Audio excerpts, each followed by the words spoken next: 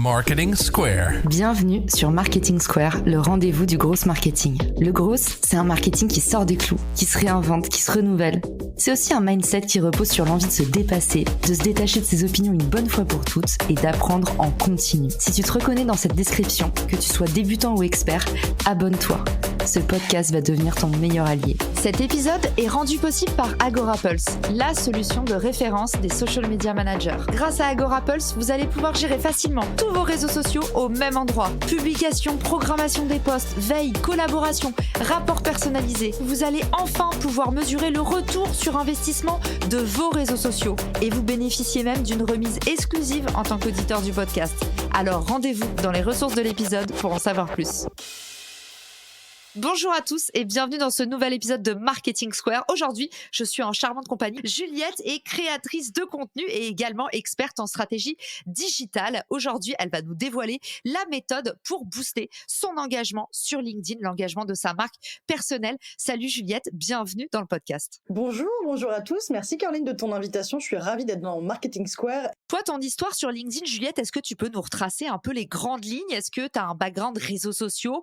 Dis-nous tout sur ton parcours. Alors moi justement, je viens plutôt du monde des agences et j'étais dans le brand content, donc j'avais fait des réseaux sociaux. J'avais toujours été un peu là-dedans. Comme je commence à être un peu plus vieille, j'avais commencé avec les animations des pages Facebook, des marques que je gérais dans mon agence. Mais en fait, LinkedIn, je m'y suis mis de manière plus intensive au début de l'année 2022, en janvier 2022, parce que j'étais déjà indépendante à ce moment-là, mais j'étais dans une baisse de régime en termes d'entrée, de clientèle et de prospects.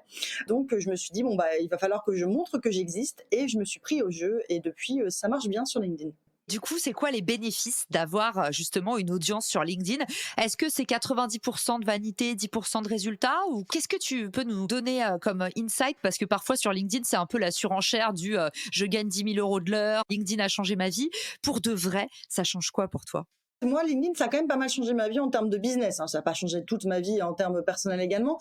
Mais il faut savoir que maintenant, 90% de mes prospects et clients viennent de LinkedIn. Donc, effectivement, ça a quand même changé pas mal de choses. C'est parti pour la méthode en 5 points pour doper son engagement LinkedIn, c'est-à-dire augmenter les interactions sous ses posts. Ce qu'on appelle les interactions, ce sont ce que vous voyez en dessous de vos posts, ce sont les likes, les commentaires auxquels on va s'intéresser plus profondément et également les partages. Ça, ce sont les interactions. Puis, il y a aussi l'engagement silencieux qui, malheureusement, on ne peut pas traquer, qui va être, par exemple, la sauvegarde des posts ou le temps d'attention, c'est-à-dire le temps passé sur votre post. Et c'est le jeu de la visibilité aussi, parce que souvent, on nous dit, mais comment faire plus de vues sur LinkedIn? Et justement, l'algo, il est très réactif à ces interactions qui sont pour lui le signal d'un contenu de qualité. On aura l'occasion d'en parler aussi.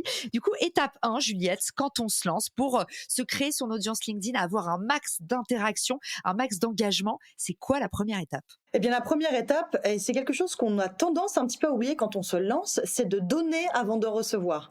Parce que dans le mot réseau social, il y a social. Donc, je vais prendre la métaphore d'une soirée. Si vous voulez vous faire des copains, mais qu'en fait, vous passez votre temps à parler tout seul et à n'écouter personne et à ne pas réagir à ce que vous disent les autres, personne va beaucoup vous aimer. Il faut aussi que vous vous preniez au jeu.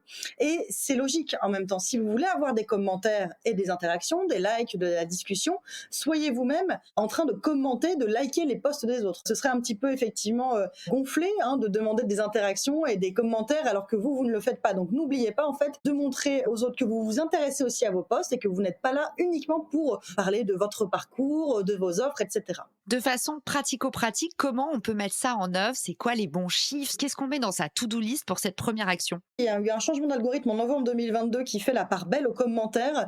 Il y a pas mal de reporting qui ont montré que le commentaire est encore plus mis en avant une fois que vous avez posté un post. Donc, postez votre post et avant de le commenter votre propre post, allez commenter ceux des autres. Et ça va augmenter la visibilité de vos posts et potentiellement votre engagement si bien sûr votre post donne envie de s'engager. Parce qu'après, connaître l'algorithme, ce n'est pas non plus une potion magique. C'est-à-dire que si votre post, malheureusement, il n'est pas assez intéressant, jugé par le public bien sûr comme étant intéressant pour laisser un commentaire, créer de la discussion, eh bien même si vous avez les bonnes pratiques, ça va être difficile d'en avoir. Mais donc effectivement, moi personnellement, ce que j'applique, c'est qu'une fois que j'ai posté mon post, je vais commenter entre 3, 5, jusqu'à 8 posts qui m'intéressent et je retourne régulièrement sur LinkedIn dans la journée pour éviter de tomber trop accro, même si c'est déjà le cas.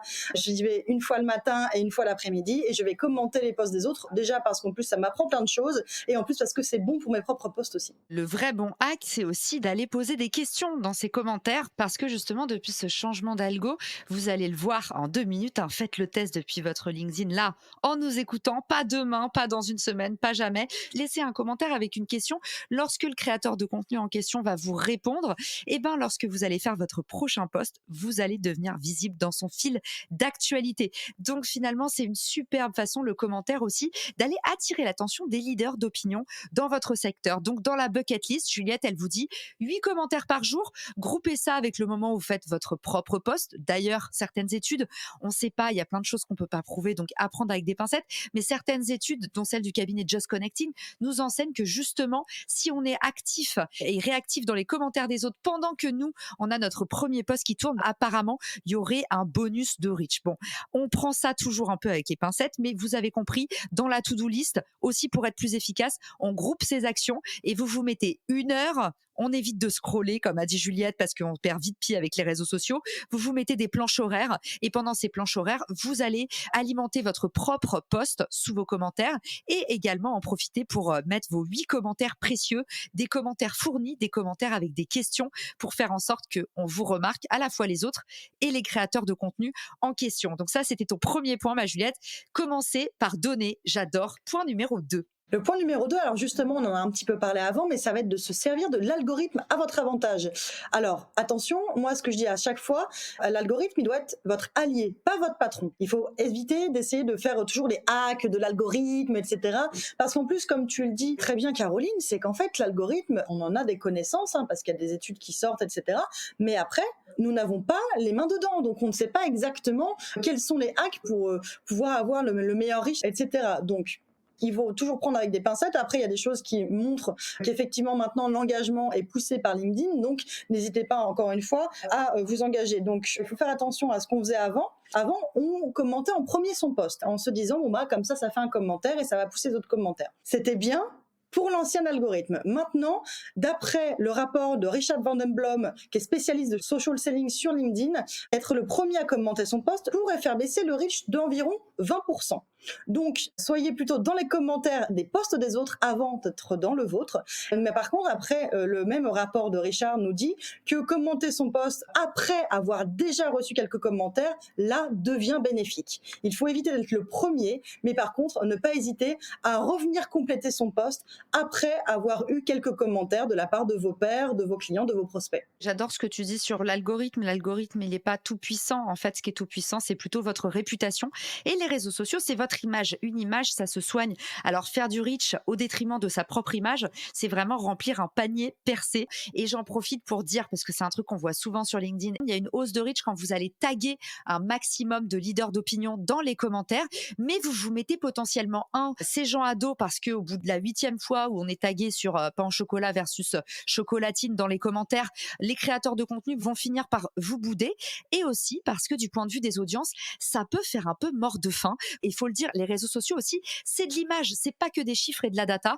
Donc oui, l'algorithme n'est pas tout puissant et il vaut mieux faire du qualitatif et ne pas donner trop une image de vous de justement raccro du reach. C'est pas très chic. Je pense que ça t'arrive beaucoup plus qu'à moi, Caroline, parce que j'ai une audience un peu moindre, mais ça m'arrive aussi effectivement d'être taguée parmi plusieurs autres créateurs de contenu.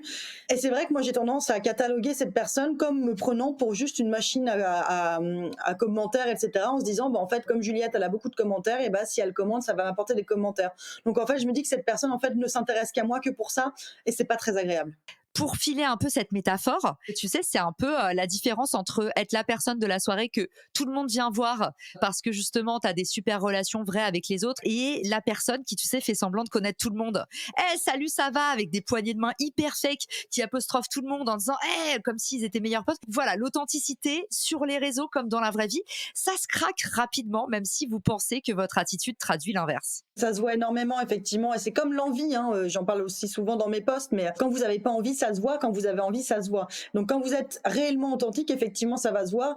Comme le disait très bien Caroline, si vous faites semblant, ça va vite se voir aussi, puisqu'en fait, au début, vous allez montrer, vous allez faire un petit peu de poudre aux yeux. Mais au fur et à mesure, en fait, effectivement, quand on voit que des personnes ont l'air très sympathiques en post, mais par exemple ne répondent pas aux commentaires ou ne répondent pas effectivement en DM, eh bien, c'est du court-termiste, puisque vous allez simplement capitaliser sur un post et non pas sur toute votre réputation, comme tu le disais très bien, Caroline. Pour reprendre un adage que j'adore, qui est celui de Paul Graham, le patron de Y Combinator aux États-Unis, il dit mieux vaut 100 personnes qui vous aiment que 1000 qui vous aiment un petit peu ou à moitié. Donc vraiment, la base de l'engagement, si vous voulez un engagement fort, soignez des relations authentiques. Faut mieux avoir 5 cheerleaders qui sont tout le temps là que prétendre avoir 15 faux potes. Troisième point, ma Juliette, qu'est-ce que c'est? Eh bien, ça rejoint un petit peu le principe du donner avant de recevoir, mais c'est apporter de la valeur dans vos posts. Plus vous allez être généreux avec votre audience LinkedIn, plus vous allez générer de l'engagement. Parce que si vous faites ce que j'appelle de la rétention volontaire d'informations, où vous donnez des conseils, par exemple, moi sur la communication digitale, si je donnais des conseils qu'on peut trouver un petit peu partout, qu'on peut trouver chez un autre créateur ou en tapant sur Google, eh bien, les gens vont se dire, bon bah voilà, elle enfonce des portes ouvertes et c'est pas très intéressant. Donc, n'ayez pas peur de partager vos astuces, votre sauce secrète pour apprendre quelque chose de nouveau et d'inédit à votre audience, parce que comme ça, vous allez pouvoir fidéliser et créer aussi du commentaire, par exemple, avec des personnes qui vous diront « Ah, mais merci, je ne savais pas, comment est-ce que tu l'appliques ?» etc. Et là, vous avez de l'engagement sous votre post. Tellement précieux. Et d'ailleurs, j'avais adoré, tu avais fait un post pour raconter comment tu t'étais mis en duo avec Mélissa. Moi, tu sais que je crois très très fort au pouvoir de la collaboration. En France, c'est encore pas un réflexe. On a plutôt tendance à regarder les autres comme des compétiteurs, alors qu'en fait, on fait grossir un même gâteau. Donc finalement, c'est le meilleur moyen de se régaler, de faire des collabs. Ça va avec le côté apporter de la valeur. Vous méfiez pas des autres, pensez pas à qui va vous copier, pensez pas à tel concurrent qui va potentiellement intégrer ça dans sa formation. Soyez vraiment, comme disait Juliette, le premier à donner et vous allez voir à quel point le karma va bien vous le rendre. Un autre écueil que je vois, Juliette, outre se méfier des autres et anticiper déjà l'après qui est pas arrivé, c'est le côté avoir tout de suite quelque chose à vendre. Et ça, je trouve ça insupportable dans les posts. Oui, je te donne un petit peu et puis pour la suite, rendez-vous dans ma formation. Essayez le pouvoir de l'anti-vente sur LinkedIn, c'est-à-dire donner tout ce que vous pouvez et quand on vient vous voir en perso dans la messagerie et que vous voyez que là, ça fait un peu longtemps et qu'on vous demande par exemple de pondre une vraie strate et pas seulement une ou deux questions comme ça à la va-vite, n'hésitez pas à mettre en place à ce moment-là des coachings ou à faire rentrer dans votre système de vente. Mais évitez à tout prix de dire la suite de la valeur. En fait, j'ai commencé ça et si vous voulez en savoir plus, rendez-vous dans ma formation. Parce que le problème de ça, c'est que pour créer une communauté, c'est un peu suicidaire. Les gens se rendent bien compte que vous donnez comme un appât et tout d'un coup, c'est plus de la générosité, c'est de la vente. Exactement, mais effectivement, c'est ce que je dis souvent, c'est que n'ayez pas peur en fait, parce que votre métier se résume pas en quelques posts LinkedIn, ou alors vous faites un métier très accessible. Donc n'hésitez pas à être généreux, en fait, ça ne remplacera jamais vos offres. Exactement, surtout si vous faites de l'accompagnement individuel, le plus difficile, c'est créer des déclics. Et les déclics, on a besoin d'être en face à face, ou alors si vous faites des cours collectifs, des bootcamps par exemple comme Juliette, la valeur du collectif. Tout l'intérêt de la formation maintenant, c'est dans l'esprit de promo que vous allez pouvoir créer. Finalement, on n'achète plus du contenu, le contenu, on l'a par nous-mêmes. On achète le fait d'être avec quelqu'un qui nous inspire, d'encourager un créateur, d'être accompagné, d'avoir une écoute et de connecter avec ses pairs aussi. Donc voilà, considérez toujours que la valeur, elle est peut-être un peu à côté de là où vous le pensez. Et la quatrième étape, Juliette, ce serait quoi? Du coup, pour récapituler, tu nous as dit donner avant de recevoir, ne pas considérer l'algorithme comme un tout-puissant, mais comme son allié et à pondérer. Troisième chose, apporter de la valeur. Et la quatrième étape, c'est de construire des posts qui vous ressemblent. On parlait tout à l'heure d'authenticité, mais justement, ça se rejoint parce qu'aujourd'hui, on a une explosion des créateurs sur LinkedIn et c'est absolument génial. Mais ça veut donc dire qu'il y a de plus en plus de posts. Donc, il faut que les vôtres se détachent. Quoi de mieux pour se détacher? De tout simplement d'être soi-même, en fait. De montrer sa personnalité, ses passions, son parcours, ses faiblesses, ses succès. Montrer l'humain, en fait, qu'il y a derrière cette photo un petit peu figée qu'on a sur LinkedIn dans ce petit rond là qu'on voit en haut à gauche de votre post. Et c'est le meilleur moyen, en fait, de générer de de l'engagement et surtout de l'engagement auprès de personnes qui ont des valeurs communes avec vous, en fait. Comment ça se traduit dans l'opérationnel? Comment on peut exécuter ce point-là? Vous pouvez le corréler avec votre parcours professionnel, mais n'hésitez pas à raconter votre parcours, hein. Quelque chose qui vous est arrivé, vous vous êtes fait virer une fois, mais ça vous a carrément servi, parlez-en. Vous avez fait un tout autre boulot avant celui que vous faites là maintenant et sur lequel vous communiquez sur LinkedIn, parlez-en également. Comme ça permet aux gens d'apprendre à vous connaître en fait en tant que personne et non pas juste en tant que créateur de contenu. Moi, j'en parlais tout à l'heure avec un copain, Clément SSB de l'Aftermarket. Il est en train de construire son personal branding. Il m'a demandé ce que je pensais de tout ça, etc. Et je lui ai dit, tu sais, on se connaît un petit peu, tu es quelqu'un de super drôle, mais je trouve que dans tes posts, tu es un peu trop lisse. Donc, n'hésite pas à montrer cette partie de toi qui est assez ironique, un peu pince sans rire, que moi, j'apprécie beaucoup et que je suis sûre d'autres personnes apprécieront. Et comme ça, elles auront en plus l'impression de te connaître. Donc hyper important d'aller chercher des avis pour comprendre aussi sa personal brand de l'extérieur. Et puis le feedback, hein, c'est toujours clé. Les amis qui vous aiment vraiment, c'est eux qui vont vous dire attends, calme-toi sur les emojis. Moi, je me souviens quand je me suis lancée sur LinkedIn, c'était Emojiland parce que j'avais remarqué qu'en fait ça marchait vachement mieux et que ça rendait mes posts plus lisibles, plus visibles. Et jusqu'à ce que j'ai des copains qui me disent en fait Caro, là c'est un peu la crise d'épilepsie, tes posts c'est un peu agressif, c'est un peu too much. Donc voilà, et les gens qui disent ça, c'est les gens qui vous aiment vraiment. Complaisance n'est pas bienveillance. Donc écoutez les avis négatifs quand c'est de la part des gens qui vous aiment. En général, c'est plutôt des bons signaux. Donc Juliette, elle vous dit attention, prenez des avis extérieurs, ne partez pas martel en tête. Et puis une question un peu brûlante, Juliette, qu'on doit te poser tout le temps, c'est quoi la bonne pondération des posts personal branding? Tu vois, moi on me dit mais en fait je vois plus que des posts sur LinkedIn de voilà mon histoire, voilà ce que j'ai fait. Les gens n'ont plus que ça à raconter, mais est-ce que LinkedIn est devenu hyper nombriliste? Qu'est-ce que tu recommandes en termes de ligne édito? C'est quoi le bon score de justement posts qui nous ressemblent versus des posts expertise où on partage des choses pour que chacun se reconnaisse et puisse apprendre sur son propre métier? Ça vient pas de moi, ça vient de Maud Alavès qui disait qu'un bon ratio est un 80-20. 80% de posts pour votre audience, c'est-à-dire avec des conseils, avec des choses qui vont l'aider, quel que soit votre domaine d'expertise, et 20% d'un petit peu de moi-je, c'est-à-dire voilà de personal branding, d'histoire, de coulisses, de voilà d'où je viens, voilà qui je suis, etc. Je trouve que c'est très juste. 80% d'amour, 20% de vente. Et du coup, sur la partie justement personal brand, jusqu'où est-ce qu'on peut aller des posts qui nous ressemblent? Mais Juliette, est-ce qu'il faut quand même préserver un peu son intimité? Est-ce que toi tu dis en fait la limite c'est à chacun de la fixer? Il faut faire attention, il y a des bad buzz qui ont eu lieu avec des gens qui allaient un petit peu trop loin sur LinkedIn. Qu'est-ce que tu recommandes toi pour quelqu'un qui veut se lancer sans se faire déglinguer par les haters? De toute façon, si vous partez sur du personnel, attention aussi, ayez conscience que si vous allez avoir des haters, ça peut être beaucoup plus difficile à gérer que sur un poste professionnel, puisque sur un poste professionnel, ce qu'on peut attaquer entre gros guillemets, ce sont vos compétences, vos connaissances, rien de personnel. Alors que si vous dévoilez de vous, ça peut être beaucoup plus difficile à gérer. Il faut être bien conscient de ça. En vous dévoilant sur Internet, vous vous dévoilez aussi à la mauvaise partie d'Internet. Donc personnellement, je dévoile un petit peu de moi, mais uniquement ce sur quoi je suis à l'aise. C'est-à-dire que moi, j'ai un post qui est extrêmement personnel, qui est dans mon Notion. J'ai hésité à le poster il y a pas longtemps et en fait, je me suis dit non. Finalement, ce post, il restera perso. Il y a quelques personnes qui l'ont vu et d'autres avec lesquelles j'en parle, etc. Mais c'est tellement perso dans mon histoire que je ne veux pas en parler publiquement et donner des billes à de potentiels haters pour m'attaquer là-dessus parce que c'est quelque chose qui est tellement personnel que je sais que j'aurais du mal à gérer des attaques là-dessus. Malheureusement, la limite, elle est à vous de la jauger et n'hésitez pas aussi à faire du test and learn, malheureusement aussi là-dessus. C'est-à-dire qu'en fait, vous avez un post qui est très perso. Moi, ça m'est arrivé une fois de poster un post très perso et de le supprimer ensuite parce que j'ai découvert que je n'étais pas à l'aise avec ça. Et comme dit Juliette, en fait, il y a rien de définitif. Et puis n'oubliez pas, c'est que LinkedIn, c'est pas la vraie vie. Vous avez le droit d'être un peu dingue. C'est la machine à café. Et parfois, on fait tous des bourdes et c'est pas grave. On vit très bien avec. On est déjà à l'étape 5 et justement, on va parler de fidéliser ses audiences parce que c'est bien de remplir son panier, mais la règle d'une audience, c'est des gens qui vous aiment vraiment. Donc, c'est des gens qui restent. Exactement, en fait, fidéliser son audience. Là, on parle aussi par rapport à des commentaires et de l'interaction sur LinkedIn. Donc, avoir beaucoup de commentaires sur un post, c'est super, c'est top. Mais avoir beaucoup de commentaires sur tous vos posts, là, c'est le Graal. Donc, pour ça, il faut fidéliser votre audience en vous montrant accessible, c'est-à-dire que on en parlait tout à l'heure en fait des personnes où ça se voit qu'elles ne le sont pas, c'est-à-dire que elles ont l'air très accessibles dans leurs posts parce qu'il y a des emojis, des petites blagues, des choses comme ça, mais zéro commentaire et pas de réponse aux messages directs.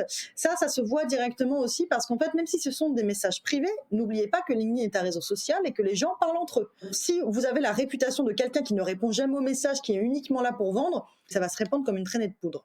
Donc répondez à vos commentaires, répondez à vos messages privés. Ne vous contentez pas de juste laisser un j'aime sur un commentaire.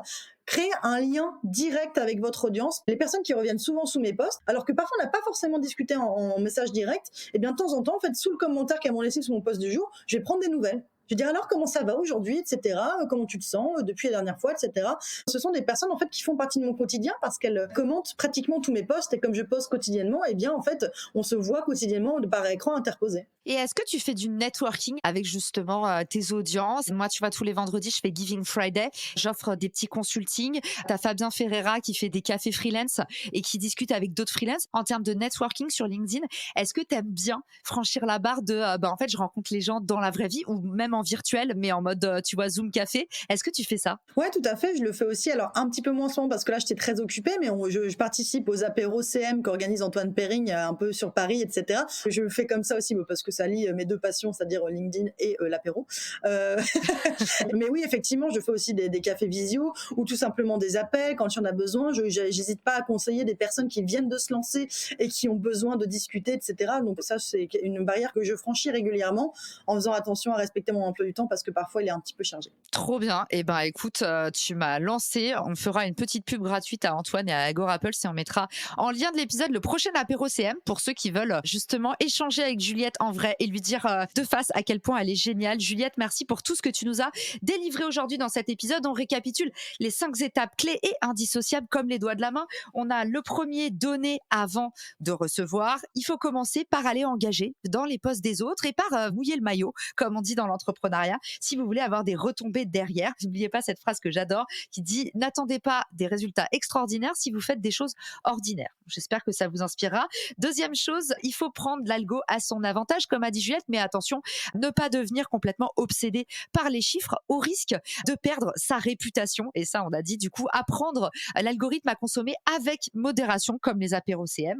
Et puis, troisième étape, apporter de la valeur, pas de rétention d'informations. N'ayez pas peur d'être copié. Ne soyez pas dans le souci de la comparaison. Allez-y à fond les ballons et dites-vous que votre premier salaire, si vous voulez constituer une audience, ça va être justement ce taux d'engagement qui grimpe et puis des avis positifs. C'est ça qui va vous permettre de vendre par la suite et pas seulement des teasers dans vos posts qui risquent seulement de lasser, même si ça fait rentrer du revenu sur le long terme. C'est pas forcément une bonne stratégie. Quatrième étape, tu nous as dit des posts qui vous ressemblent et pour ça, pas besoin d'être larmoyant ou flamboyant. Vous pouvez être dans le juste milieu, mais parler de sujets un petit peu clés. On commence à tester l'attraction auprès de ses audiences et si vous voyez qu'il y a des sujets qui collent plus que d'autres, n'hésitez pas à raconter de plus en plus votre histoire et à vous ouvrir aux autres.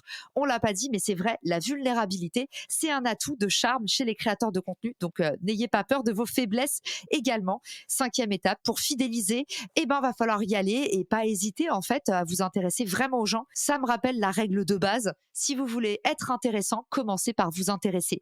Juliette, merci d'avoir été avec nous pour cet épisode et dis-nous vite où est-ce qu'on peut te retrouver. Eh bien, sur LinkedIn, tout simplement, Juliette Cadeau, C-A-D-O-T, donc comme un cadeau mais avec une mauvaise orthographe. Et également, si vous souhaitez en savoir plus sur la communication digitale, les stratégies, etc., abonnez-vous à ma newsletter qui s'appelle Le cadeau de ta semaine et qui est dans votre boîte mail tous les jeudis à 11h. Et qui vous attend au chaud dans les ressources de l'épisode avec tout ce dont on a parlé aujourd'hui. Merci Juliette, merci à tous pour votre écoute et je vous dis à très vite pour un nouvel épisode. Ciao! Si cet épisode te plaît, tu peux le partager en me taguant ou lui laisser 5 étoiles sur Apple Podcasts. Marketing Square.